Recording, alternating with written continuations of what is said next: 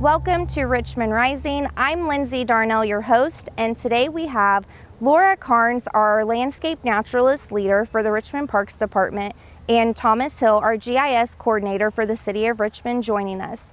We are going to be talking about our collaboration with Indiana University's ERI, which is Environmental Resilience Institute, cohort about tree planting in Richmond.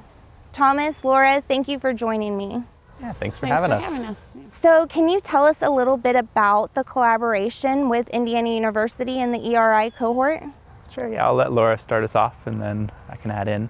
Okay, so Richmond has been lucky to be a part of previous cohorts with IU, and this is, like you said, through the Environmental Resilience Institute, and we've hosted different graduate fellows in the past. So this year's cohort was focused on urban green infrastructure, and the goal of the cohort was to increase the canopy coverage of Richmond, as well as provide Richmond with a lot of great data that we're going to be talking about.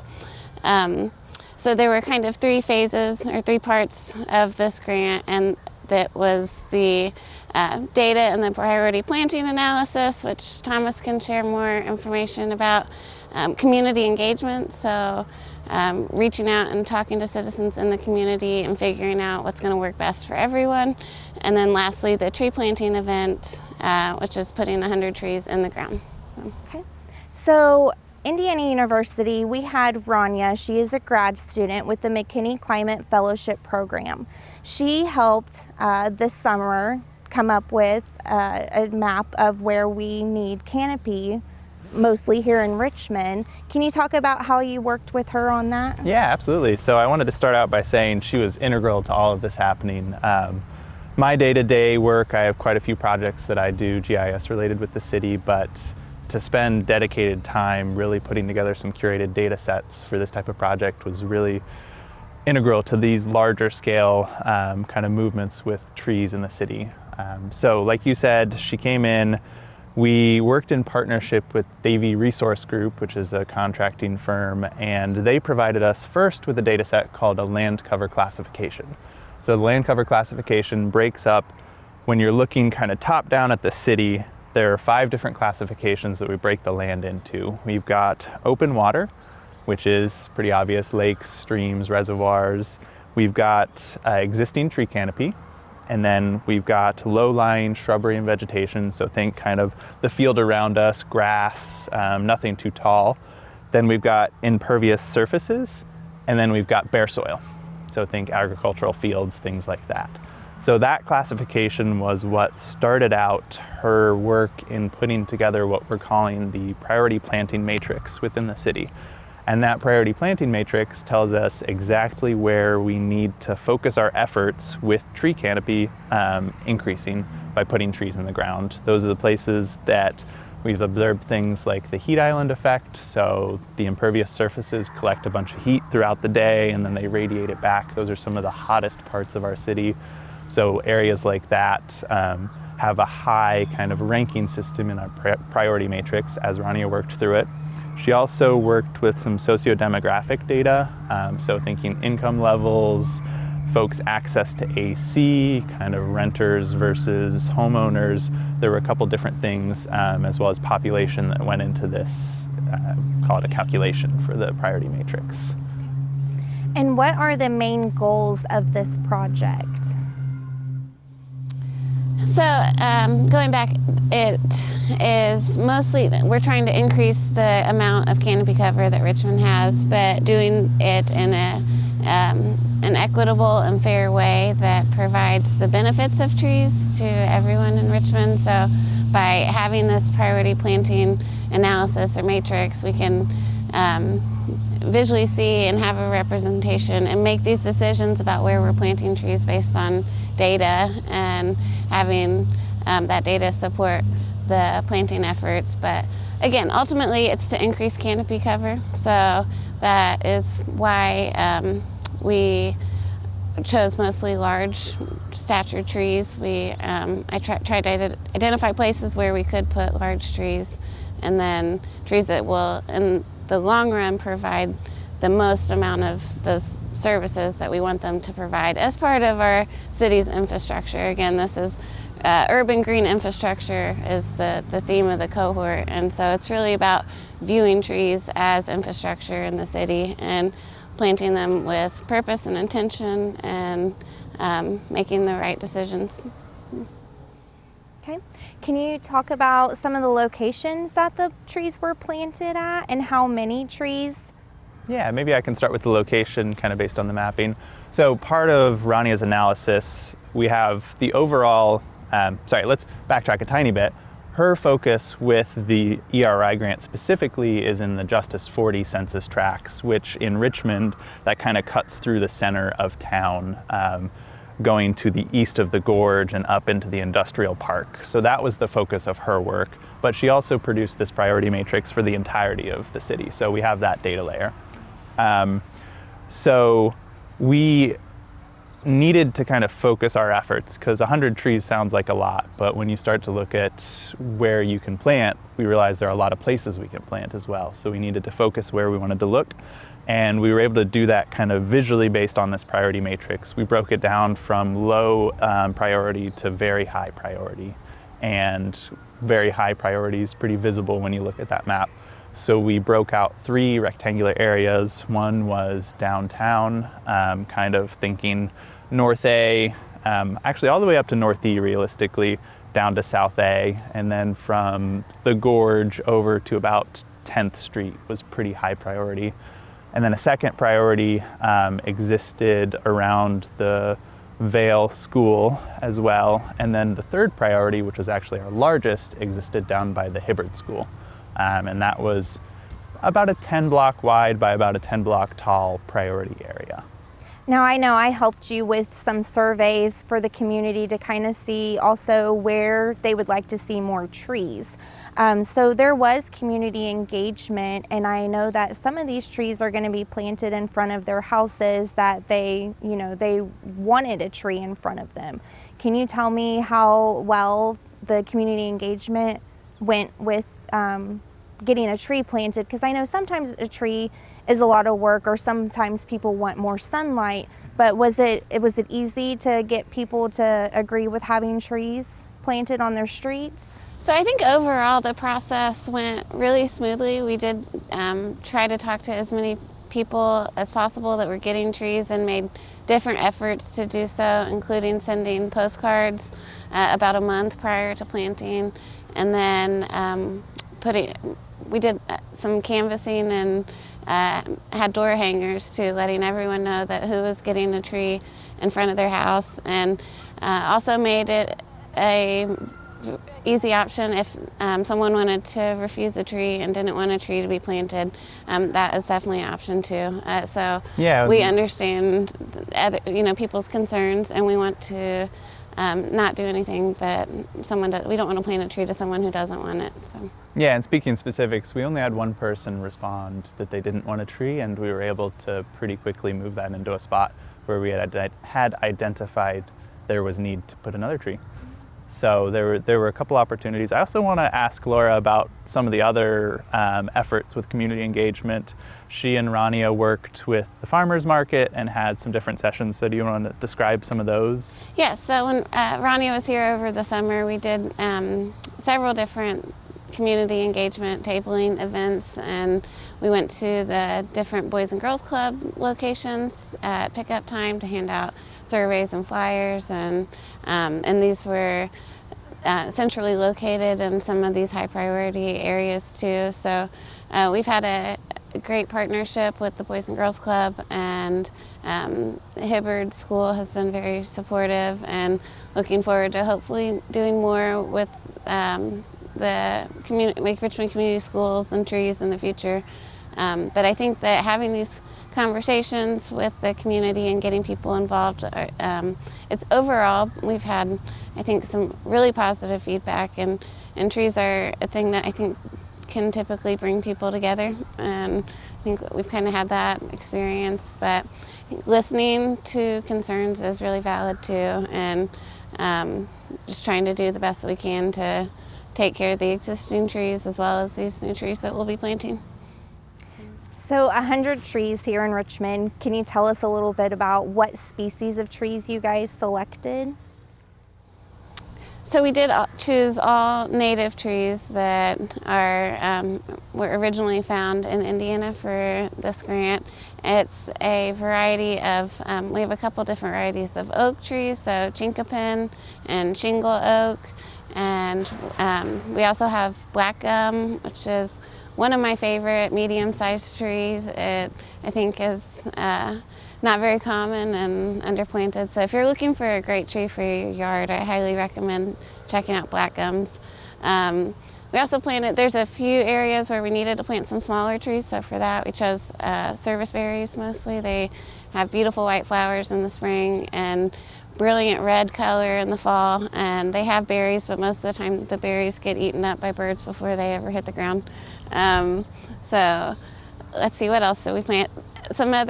We have a few yellowwoods and hackberries and some bigger tulip poplars, which is our state tree. So there's about 10 different species in those 100 trees, which I think is important to mention, because what we're trying to do is plant a lot of diversity in species so that, you know, in 20 or 30 years, if there is something that comes through and wipes out another tree like they have the elms or the ash, that we're sort of protecting ourselves from mass catastrophe in the future. Yeah, I think that's an important point. Kind of this project is one of a lot of different projects dealing with urban canopy, and one of the things that Laura and I also do is work with the Street Tree Commission. So we're involved there with kind of looking at the bigger picture for right-of-way public trees. And so these are the types of questions that the Street Tree Commission has been working with, thinking about what types of species we want to be planting. So we've been reworking our recommended tree list, and that's something that we're producing as well. So kind of these things are all kind of building momentum together as we're working on each of these independent parts. Right. So, you know, this summer we actually became a tree city again. Now, I know it had been a while, I believe, since we were last a tree city. Can you tell me a little bit about what a tree city is, maybe when the last time we were a tree city here in Richmond? Yeah, so I think that there was a brief pause from about 2017 to maybe 2020 or 2021 where we were not a tree city, but we have been, I think, for the past 3 or 4 years again. But there are 4 basic requirements to be a Tree City USA. Let's see, one is that a city must have an ordinance that is talking about trees. There must be either an urban forester or a tree board, which Richmond has in the Street Tree Commission. The municipality must spend $2 per capita on their tree program per year, which includes also volunteer efforts and some leaf removal. I mean, there's a utility line clearance. There's a lot of things that can include education, continuing education. And then I'm having a hard time thinking of the 4th one off the top of my head. That's okay. I think we got a pretty good background. If it comes to me, I'll mention it again. So, yeah, we are a tree city. There is the opportunity for growth awards, too. So things that we can do above and beyond that recognition, which is what we're aiming for this year. So Richmond qualifies for a lot of growth awards, and we'll be filling out that application. But we will plan to have our annual Arbor Day celebration at the Farmers Market, which is usually the last Saturday in April, where we will give out free native tree seedlings to the community, as well as plant a tree with the mayor, and he does proclamations. So really looking forward to continuing that tradition for the city. And actually, that was the first time I actually knew that you guys gave trees away. So I attended with the mayor when he proclaimed that we were a tree city again, and I actually got a tree. So I actually put it in a big pot for right now, because it was just too little, I felt, to plant in the ground. I thought my dog would knock it over. But it is and I know I'm probably going to butcher the word, a Permison or Permission. Persimmon? Permison. Is that Persimmon. persimmon? Yeah. Okay. So I do know those actually, they're native and they have a fruit that you can eat, which is why I chose it. So I'm excited to, it did get big this year. I had big leaves on it. So I'm excited to put it in the ground. Yeah, if I remember correctly, actually the persimmon's the state fruit. Yes, Thinking I think of keeping in the theme of state things. Yeah. So we are actually here at Mary Scott Park at a previous planting, and right here is one of the trees that the Parks Department had done. They took down, how many trees did they take down here? So in Mary Scott alone, we took down approximately 40, I believe, ash trees that were all killed by the emerald ash borer. So in my first couple years at the Parks Department, I remember there was a wood weekend here in Mary Scott where we cut down the trees and then the public comes in and takes the wood home. So this park lost a lot of trees and has really suffered from canopy loss. So it's been on our radar and one of our goals to start replanting trees here in the park. So over the past 2 years, we've planted 5 different species, but then we also have a really great partnership with Jay Barbie and the community orchard at Mary Scott. So he has significantly helped us in those efforts as well. But whenever we do removals, we ideally like to replant 2 to 1. So we have a lot more planting to do in Mary Scott, as well as throughout the whole city, because the whole city was significantly impacted by the emerald ash borer. We lost a lot of canopy through that. So that's kind of where a lot of this need and necessity originates from, is the loss of canopy that we had from the ash borer. So along with the ERI cohort and grant from them, we were also awarded another DNR grant called CUF, which is, I believe, Community and Urban Deforestry. Community and Urban Forestry. Community and Urban Forestry. Yep. So tell me a little bit more about that grant and where are you guys planting those trees? Yeah, so maybe we can start with where we're planting and then kind of go from there. Actually, let's talk about the structure of the grant and how that works, because it's a little bit different than our ERI grant. So I'll let Laura talk about that, and then I'll talk about some of the where. Okay, so just a little bit of history about this grant. For over 30 years, the U.S. Forest Service has had the exact same budget. It's not increased. They've been given the same amount of money. And then with the Inflation Reduction Act, there was $1.5 billion invested into urban forestry throughout the United States, but specifically in the Justice 40 tracts. So there's never been this amount of investment in urban forestry before. And there have been several, and actually the grant from IU was their application for this funding as well. So we're talking about all the same funding. It's the Inflation Reduction Act.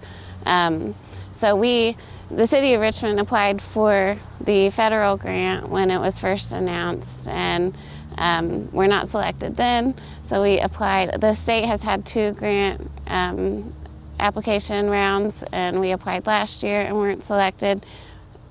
And their biggest reason why was because of our lack of a planting plan.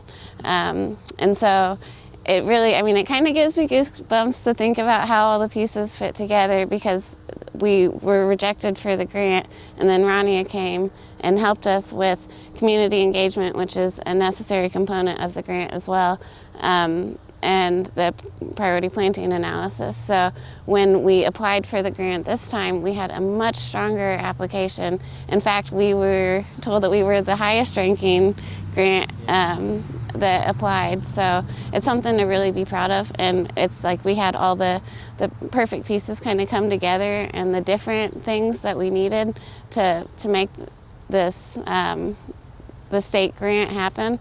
So do you want to talk a little bit about what's included in the state grant? Yeah, so we'll break down the monies a little bit. What we've been operating with up until this point with our tree inventory was a pilot program that happened, I think, in 2022, where we had a select block that was east of downtown. Some of it kind of included downtown, but it was a small portion of the public right-of-way trees.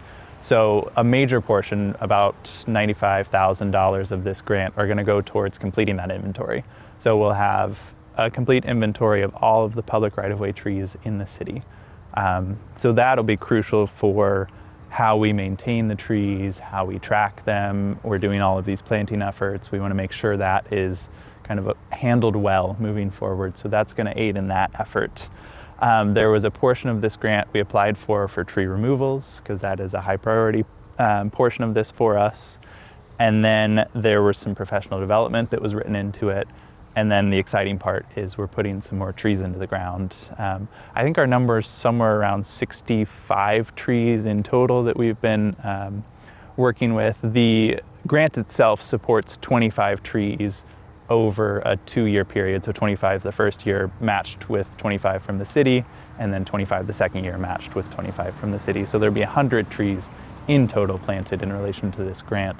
But right now we're working on that first year's planting. And then another important portion of this is maintenance. So we've written in some explicit maintenance dollars that'll go towards watering those trees, mulching them, making sure they're presentable, and then also pruning the trees before they're kind of kickstarting their life in their new areas. But speaking of the location of these trees, we had identified, if you remember, those 3 priority areas based on Rania's work. The first planting with ERI is happening down in the south of town, and then the second planting is happening kind of in our downtown high priority area. So thinking 5th Street from South A up to Fort Wayne, and then 6th gets a couple trees, and then 7th Street as well from that same kind of south or Main Street, North A, up to North D or so. Yeah. So Laura, you are a certified arborist. Now, I believe what you guys were telling me before, that this grant will also help pay for a few more city employees to become a certified arborist, and then you said, I believe, a tracker. Can you tell us a little bit more about that? Yes. So in the grant, we did apply for funding for 3 more city employees to become certified arborists, and then to track TRAQ qualifications, which is the tree risk assessment qualification. And the idea and the goal is, since we currently do a lot of our tree work in-house, is just trying to continue the knowledge and training of the people taking care of the trees in Richmond. And the track qualification is in diagnosing sick and disease damaged trees and potential hazard trees. So I think that ultimately our goal with trees is hazard mitigation and removing things that are dangerous and keeping the public safe. So it would be a really important step forward with our tree program and the things that we can continue to do in-house for the city. Great. So do you guys have any more plans in the future for more tree planting here in Richmond, or are you guys still talking about that? I think the short answer is yes. I mean, I think we're starting this wave with all of this development. We're getting the data sets underway. We're getting all of the kind of street tree commission documentation of recommended trees, and we're starting to get some of these projects started. So I think the goal is to continue seeking funding to continue to grow the tree program. Absolutely, and I think that another really important part of Rania's work was the community engagement and having these conversations with people. So we're looking forward to that continuing. But this whole process has really kind of laid the groundwork for us to have a really solid foundation moving forward and where we're planting trees. And it's just the beginning. I mean, we're and looking at the maps, I mean, we can see that there's a lot of Richmond that needs trees, and it might be something in the future, the Street Tree Commission, we can, after the inventory and the planting site availability, we'll know exactly how many trees we can plant. So we could potentially schedule that out in the future to to try and get everyone a tree that wants one. Yeah, I know I'm going to go a little off my cuff here with some data, so bear with me. There might be some margin for error with what I'm saying, but based on the data with the land cover analysis that Davey did, I think on average the city has somewhere around, I want to say 26% tree canopy coverage. Laura might remember. It's 26 or 27. Yeah, so right around there. So of the entire city, that's how much is tree canopy.